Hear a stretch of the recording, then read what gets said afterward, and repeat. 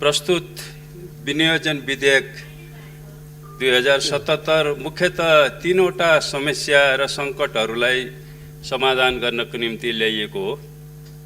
पहिलो समस्या र सङ्कट भनेको कोरोनाले ल्याएको समस्या, त्यसले उत्पन्न गरेको सङ्कट हो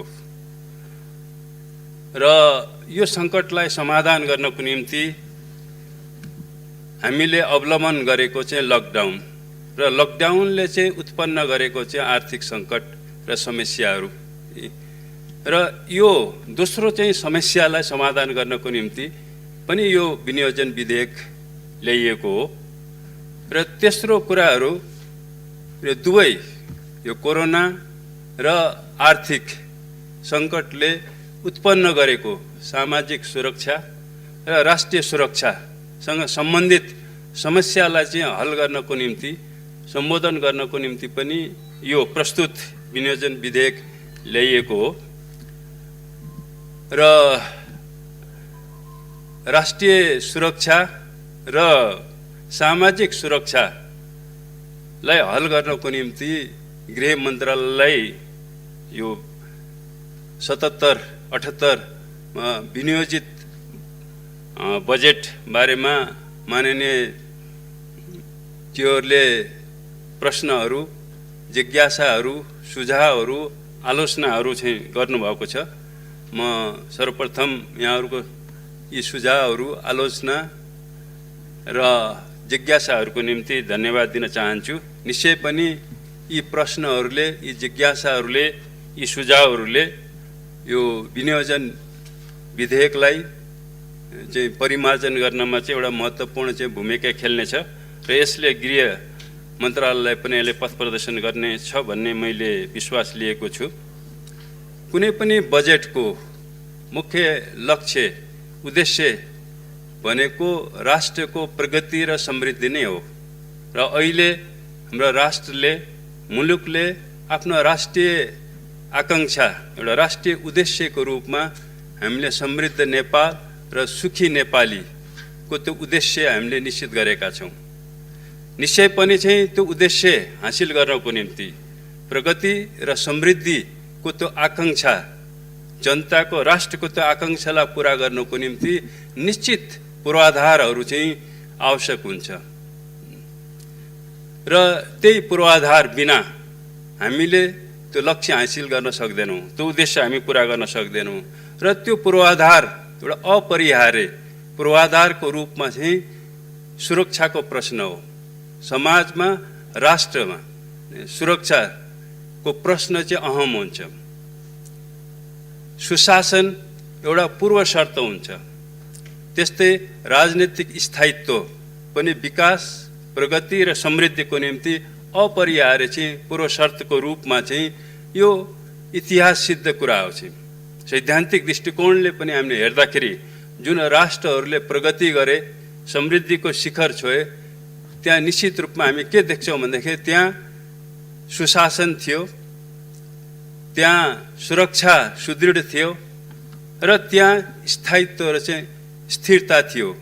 ती राष्ट्रहरूले मात्रै, ती समाजले मात्रै त्यो प्रगति र चाहिँ समृद्धि हासिल गरेका छन्। चाहिँ त्यसैले हामीले अहिले एउटा युगान्तकारी परिवर्तन पश्चात अहिले राष्ट्रले चाहिँ समृद्धिलाई चाहिँ आफ्नो मूल लक्ष्य, उद्देश्य निर्धारित गरेको छ र त्यसलाई हासिल गर्नको निम्ति हामी अहिले सिङ्गो राष्ट्र प्रयत्नशील छ र त्यसको पूर्वाधार निर्माण गर्नको निम्ति पनि हामी प्रयत्नशील छौँ र त्यही पूर्वाधारको रूपमा चाहिँ शान्ति, सुरक्षा, सुशासन र स्थायित्वको जिम्मेवारी गृह मन्त्रालयको काँधमा चाहिँ आएको छ र यो बजेटमा चाहिँ, यो विनियोजन विधेयकमा चाहिँ सुरक्षाको क्षेत्रमा चाहिँ यहाँ बजेट विनियोजन गरिएको छ र यसबारेमा माननीयज्यूहरूले विभिन्न प्रश्नहरू उठाउनु भएको छ, जिज्ञासा उठाउनु भएको छ।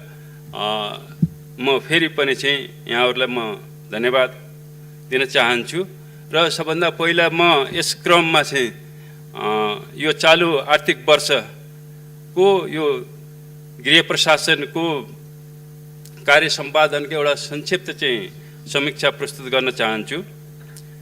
जनताको जीव, धन र स्वतन्त्रताको संरक्षण एवं सम्वर्धन गर्न मुलुकमा शान्ति सुरक्षा र अमन चयन कायम गरी अपराध रोकथाम नियन्त्रण र अनुसन्धान गर्नु, विपदपछिको खोज उद्धार राहत लगायतका विपद व्यवस्थापन सम्बन्धी कार्य गर्नु, सामाजिक सुरक्षा कार्यक्रमको कार्यान्वयन तथा द्वन्द्व व्यवस्थापन कार्य गृह मन्त्रालयका प्रमुख जिम्मेवारीहरू हुन्।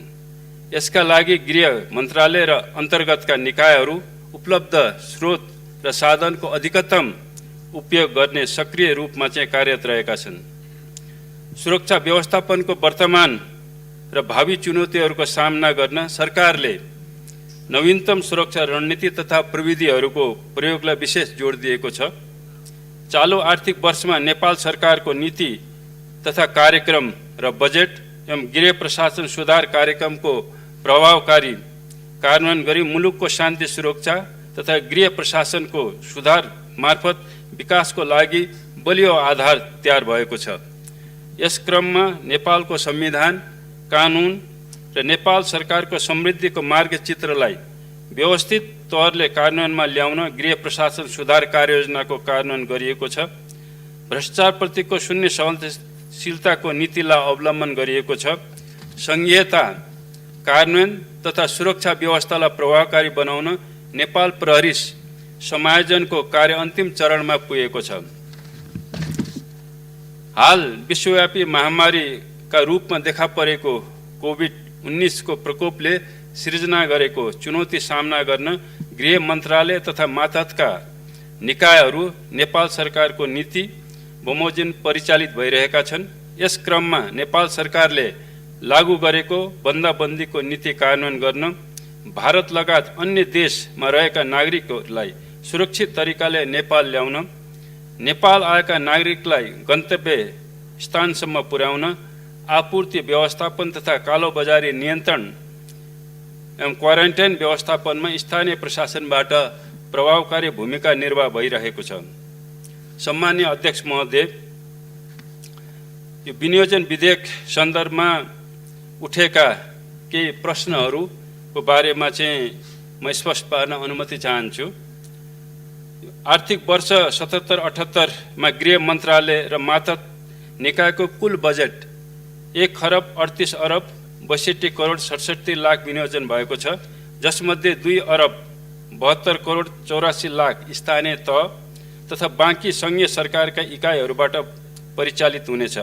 सङ्घीय बजेट मध्ये चालुतर्फ 1,29,91,14,00,000 र पुँजीगत तर्फ 5,98,69,69,00,000 विनियोजन भएको छ।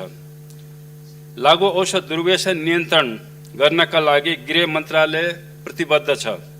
यसका लागि नेपाल सरकारको प्राथमिकता प्राप्त आयोजनाका रूपमा लागु औषध नियन्त्रण कार्यक्रम कार्यान्वयन गरी लागु पदार्थको आपूर्ति नियन्त्रण तथा यसको दुर्व्यसन घटाउने सचेतता अभिवृद्धि मार्फत समुदायलाई नै यसको नियन्त्रणमा अग्रसर बनाउन बजेटमा व्यवस्था गरिएको छ। यस कार्यक्रमका अतिरिक्त जिल्ला प्रशासन कार्यालयहरू, जिल्ला प्रहरी कार्यालयहरू, नेपाल प्रहरीका सबै स्थानीय तहमा सञ्चालित समुदाय प्रहरी साझेदारी कार्यक्रम समेतले लागु औषध नियन्त्रण कार्यक्रममा थप टेवा पुर्याउनेछ। विपद व्यवस्थापन सम्बन्धी कार्यक्रमहरूको प्रभावकारी सञ्चालन, व्यवस्थापन, समन्वय तथा सहजीकरण गर्नका लागि विपद जोखिम न्यूनीकरण तथा व्यवस्थापन प्राधिकरण गठन भई कार्य प्रारम्भ भएको छ।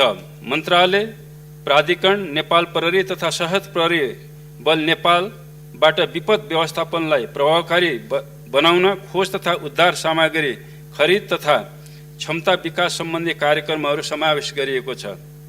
विपद जोखिम न्यूनीकरण तथा व्यवस्थापन ऐन 2074 बमोजिम समग्र विपद व्यवस्थापन तथा मनसुनजन्य विपदको जोखिम न्यूनीकरण तथा प्रतिकारको पूर्व तयारीको लागि प्रदेश स्तरमा प्रदेश विपद व्यवस्थापन परिषद तथा कार्यकारी समिति, सबै जिल्लाहरूमा जिल्ला विपद व्यवस्थापन समिति तथा स्थानीय तहमा स्थानीय विपद व्यवस्थापन समिति क्रियाशील रहेको बेहोरा अनुरोध गर्न चाहन्छु। सीमा सुरक्षा सम्बन्धमा नेपाल र छिमेकी मुलुकका अधिकारीहरू बीच विभिन्न समयमा नियमित रूपमा समन्वय तथा संयुक्त बैठक बसी सीमा व्यवस्थापन गरिँदै आइएको छ।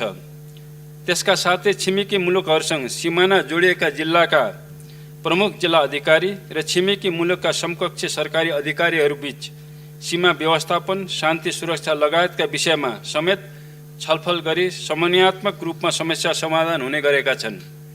सीमा सुरक्षा व्यवस्थापन गर्नका लागि सशस्त्र प्रहरी बलको बोर्डर आउटपोस्ट 500 स्थानमा स्थापना गर्ने लक्ष्य रहेको छ।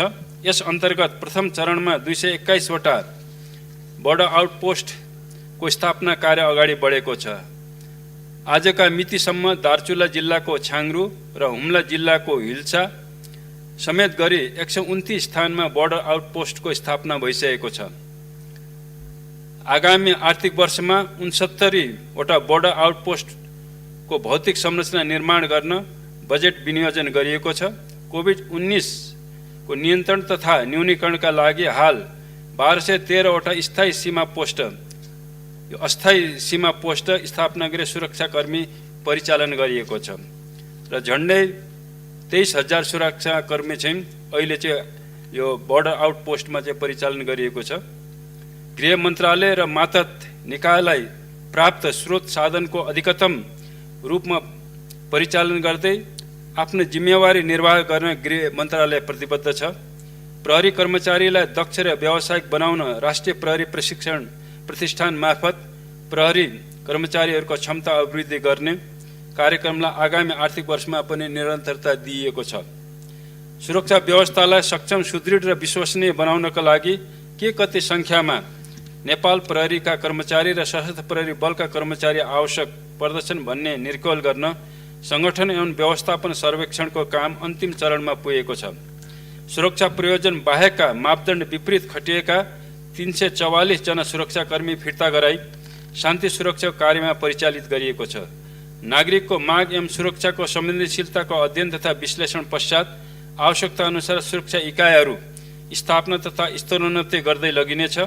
आगामी आर्थिक वर्षमा 55 वटा प्रहरी कार्यालयहरू निर्माण गर्न बजेट विनियोजन गरिएको छ। समाजमा हुने हत्या, हिंसा, चोरी डकैती, अपहरण, गुण्डागर्दी, बलात्कार, महिला हिंसा जस्ता आपराधिक कार्यप्रति शून्य सहिष्णुताको नीति अवलम्बन गरी दोषीलाई कानुन बमोजिम कारवाही गर्न गृह प्रशासन प्रतिबद्ध छ। यस प्रकारका सामाजिक अपराधमा संलग्न जो कोहीलाई कानुन बमोजिम तथ्य परक अनुसन्धान गरी कारवाहीको दायरामा ल्याउन गृह मन्त्रालय मातहतका अधिकारीहरूलाई स्पष्ट निर्देशन दिइएको छ र कहीँ कसैबाट राजनीतिक वा आर्थिक प्रभावमा परि कर्तव्य पालनामा कहीँ कतै कमजोरी भएको पाइएमा कानुन बमोजिम कारवाही गरिने ब्यौरा समेत यस सम्मानित राष्ट्रिय सभा समक्ष स्पष्ट गर्न चाहन्छु। आगामी आर्थिक वर्षमा शान्ति सुरक्षा र अपराध नियन्त्रणमा का कार्यमा थप प्रभावकारिता ल्याउन समुदाय प्रहरी साझेदारी कार्यक्रम, काठमाडौँ उपत्यकामा सीसीटीभी जडान, क्यानल फिटेड भेहिकल खरिद, डिजिटल फोरेन्सिक ल्याब स्तर वृद्धिका कार्यक्रमहरू सञ्चालन गरिनेछन्। कारागारलाई सक्षम, क्रमशः सुधार गृहको रूपमा रूपान्तरण तथा कारागार व्यवस्थापन सुधार गर्न मन्त्रालय आवश्यक कार्य गरिरहेको छ। आगामी आर्थिक वर्षमा निर्माणाधीन नुवाकोटको केन्द्रीय कारागार तथा बाँकेको कारागार निर्माण कार्य सम्पन्न गर्न आवश्यक पहल एवं समन्वय गरिनेछ। ललितपुरको नक्खुमा महिला कारागारको निर्माण कार्य सम्पन्न भई सञ्चालनमा आउनेछ। यसबाहेक शहरी विकास तथा भवन निर्माण विभागबाट थप 15 वटा कारागारहरू निर्माणका क्रममा रहेका छन्। यसबाट कारागारमा रहेका कैदी बन्दीहरूलाई मानवोचित सुविधा पुर्याउन सहज हुनेछ। अन्त्यमा गृह मन्त्रालयसँग सम्बद्ध विनियोजन विधेयक 77-78 को विषयमा आफ्नो जिज्ञासा, अमूल्य सल्लाह र सुझावको लागि सबै मान्यज्यूहरूप्रति म पुनः धन्यवाद ज्ञापन गर्न चाहन्छु र यसको साथै यो खर्च कटौती प्रस्तावित गर्ने हुने माननीयज्यूहरूलाई पनि आफ्नो प्रस्ताव चाहिँ फिर्ता लिइदिनु हुन म अनुरोध गर्दछु। धन्यवाद। माननीय सदस्यहरू, माननीय गृहमन्त्री रामबहादुर थापाले दिनुभएको जवाफका सम्बन्धमा स्पष्टीकरण माग गर्न चाहनुहुने माननीय सदस्यहरूलाई समय उपलब्ध गराउँछु। विनियोजन विधेयक अन्तर्गत सम्बन्धित मन्त्रालयको विनियोजन शीर्षकहरूमाथिको छलफलमा भाग लिनुभएका माननीय सदस्यहरूले मात्र स्पष्टीकरण माग गर्न पाउनुहुने बेहोरा जानकारी गराउँछु। स्पष्टीकरण माग गर्न चाहनुहुने प्रत्येक माननीय सदस्यलाई 1-1 मिनटको समय निर्धारण गरेको छु। माननीय रमेशसिंह रायमाझी। सम्माननीय अध्यक्ष महोदय, सीमा सुरक्षाका लागि सशस्त्र प्रहरीलाई यसपालिको बजेटमा जो आउटपोस्टहरू 39वटा मात्रै बनाउने भनेर आएको छ। अहिले मन्त्रीज्यूको 500 एउटा र 200 कतिवटा चाहिँ बनाउन हामी राखिसक्यौँ भनेर आएको छ। यो के हो जान्न चाहन्छु। र यो कोभिडको कारणले स्वास्थ्य क्षेत्रमा अहिले जुन तस्करीहरू भइरहेको छ, कालाबजारीहरू गरिरहेको छ, तिनलाई पक्रेर कारबाही गर्ने विषयमा सरकारको दृष्टिकोण कता गइरहेको छ। र यो ठुलो माछा चाहिँ पक्रिने बाँकी छ, सानो माछा मात्रै पक्रेको भनेर 33 किलो सुनवाला कुरा थियो। त्यो साना माछा पनि छुटिसकेको अवस्था छ। त्यो र सुरक्षामा यसको प्रभाव धेरै परिरहेको छ, चुनौती छ। र अन्त्यमा निर्मला पन्त जस्तो बालिकाहरूको बलात्कार पछि हत्या गरेपछि नेपाल प्रहरीमाथि चाहिँ प्रश्न चिन्ह खडा भएको छ। अनुसन्धानमा र क्षमताप्रति सरकारले कहिलेसम्म यस्ता अपराधीलाई पत्ता लगाउन सक्छ? धन्यवाद। माननीय अनिता देवकोटा। सम्माननीय अध्यक्षज्यू मार्फत म गृहमन्त्रीज्यूलाई प्रश्न गर्न चाहन्छु। क्वारेन्टाइनको सुरक्षा प्रबन्ध गृहले ल्याछ भनेर भन्नुभयो। यहाँले सुन्नुभयो कि सुन्नुभएन? कैलालीमा सामूहिक क्वारेन्टाइनमै सामूहिक बलात्कारको शिकार महिला हुन पुगेका छन्। अहिले लकडाउन अवधिमा थुप्रै महिलाहरू क्वारेन्टाइन र जङ्गलमा लगेर हातखुट्टा बाँधेर बलात्कार गर्ने घटनाहरू बढिरहेका छन्। गृह मन्त्रालय कहाँ छ? म प्रश्न गर्न चाहन्छु। त्यसै गरी सप्तरीमा सदा भन्ने महिला बोक्सीको आरोपमा मरणासन्न कुटिन्। उजुरी गर्न जाँदा स्थानीय तहले उजुरी दर्ता गर्दैन। प्रशासन कहाँ छ म भन्न चाहन्छु। त्यसै गरी अघि नै भर्खर मैले परराष्ट्र मन्त्रीलाई सोधेको, लकडाउनको अवधिमा भिसालाई नवीकरण गर्ने भन्ने निर्णय गर्ने, फेरि गृहले शुल्क उठाउने, यो द्वैत चरित्र किन हो? म प्रश्न गर्न चाहन्छु। धन्यवाद। माननीय सदस्यहरू, अब म माननीय सदस्यहरूले सोध्नुभएको स्पष्टीकरणका सम्बन्धमा प्रश्न पार्न माननीय गृहमन्त्री रामबहादुर थापालाई समय उपलब्ध गराउँछु। सम्माननीय अध्यक्ष महोदय, म फेरि पनि माननीयजीहरूले केही प्रश्नहरू पुनः राख्नुभएको छ, त्यसको निम्ति धन्यवाद दिन चाहन्छु। यो बिओपीको सन्दर्भमा जो अहिले यहाँ मैले भने चाहिँ त्यही नै हो। अहिले हामीले लक्ष्य त हामीले 500 राखेका छौँ। त्यसको योजना पनि बनिसकेको छ र यसलाई विभिन्न चरण हुँदै हामीले गरेछ। र अहिले चाहिँ स्थायी संरचनाको निम्ति चाहिँ 69वटा संरचनाको निम्ति चाहिँ बजेट चाहिँ विनियोजन गरिएको छ। त्यही नै हो। र यो ठुलो माछा र साना माछाको कुरा पनि फेरि यहाँ उठेको छ। गृह मन्त्रालयले माछाहरू पक्कै पनि चाहिँ समातेको हो र यसलाई चाहिँ अब ती माछाहरूलाई चाहिँ थुनेर राख्ने चाहिँ जिम्मेवारी भनेको चाहिँ अब अदालतको हो चाहिँ। र चाहिँ अदालतले चाहिँ ठुलो अथवा सानो माछालाई छोडेको कुराहरू यो गृह मन्त्रालय भन्दा पनि चाहिँ यो बढी चाहिँ न्यायपालिका यसमा जिम्मेवार छ चाहिँ। त्यस कारणले हामीले चाहिँ गृह मन्त्रालयले ठुला साना माछाहरू चाहिँ समातेर चाहिँ हामीले चाहिँ हालेका हौँ चाहिँ। त्यस कारणले त्यसलाई चाहिँ त्यही थुनी राख्ने वा छोडिदिने कुराहरू चाहिँ यो अदालतको हातको कुरा हो चाहिँ। अब त्यस्तै चाहिँ यहाँ निर्मला पन्तको पनि फेरि प्रश्न उठेको छ चाहिँ र बलात्कारको सन्दर्भमा अन्य प्रश्नहरू पनि यहाँ उठेका छन् चाहिँ। निर्मला पन्तको चाहिँ बलात्कारीकोलाई कानुनको कठघारामा ल्याउन अहिले पनि गृह प्रशासन प्रयत्नशील नै छ चाहिँ। र के कुरा म यहाँ फेरि पनि स्पष्ट गर्न चाहन्छु भने अपराध अनुसन्धानमा नेपाल प्रहरी चाहिँ एसियामा चाहिँ अग्रपङ्क्तिमा नै छ चाहिँ। र अहिलेसम्म चाहिँ जति पनि अपराधहरू भएका छन् चाहिँ र यसमा 95% भन्दा बढी अपराध अनुसन्धानहरू सफल रहेका छन्। र केही निश्चित रूपमा चाहिँ ती हामी अझ सफलता हामीले हासिल गर्न सकेका छैनौँ चाहिँ। कैयनहरू चाहिँ हामीले 10-12 वर्षपछि बल्ल सफलता हासिल गरेका छौँ चाहिँ।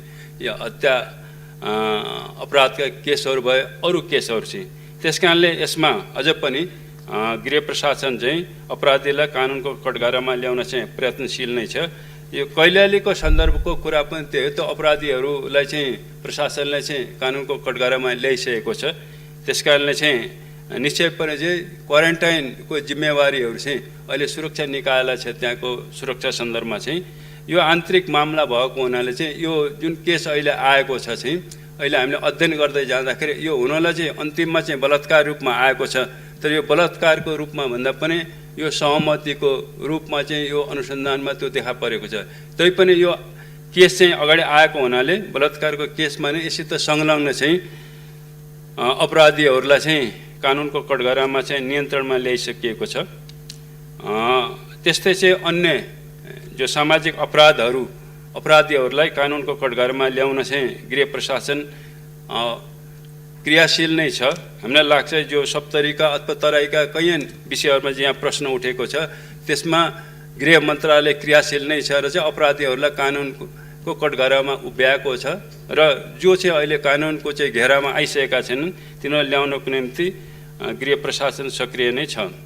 यो अध्यागमनको बारेमा यो भिसा शुल्कको बारेमा यो बिचमा अध्यागमनले यो हामीले यो लकडाउनहरू चाहिँ अलि खुकुलो गरिसकेपछि चाहिँ त्यहाँ लिन सुरु गरेको रहेछ चाहिँ तर अहिले चाहिँ त्यसलाई सच्याइसकिएको छ। किनभने अहिले चाहिँ अन्तर्राष्ट्रिय चाहिँ उडानहरू चाहिँ अहिले हामीले चाहिँ अझ खोलेका छैनौँ। त्यस कारणले गर्दाखेरि चाहिँ यसलाई चाहिँ अहिले सच्याइएको छ। आज हामीले चाहिँ त्यो निर्णय चाहिँ अध्यागमन विभागले चाहिँ त्यो निर्णय लिएको छ र चाहिँ यो उसलाई चाहिँ अहिले सच्याएको छ। अब शुल्क नलिने जो यहाँ छन् जो लकडाउनले चाहिँ अहिले चाहिँ यहाँ नेपालमै छन् ती पर्यटकहरूलाई भिसा नलिने कुनै जरिमाना नगर्ने र भिसा चाहिँ विस्तार गर्ने उनीहरूको भन्ने चाहिँ निर्णय भएको छ र त्यसलाई सच्याइएको छ। धन्यवाद। मान्य सदस्यहरू, गृह मन्त्रालय सम्बन्धी विनियोजन शीर्षकमाथिको छलफल यहीँ समाप्त हुन्छ।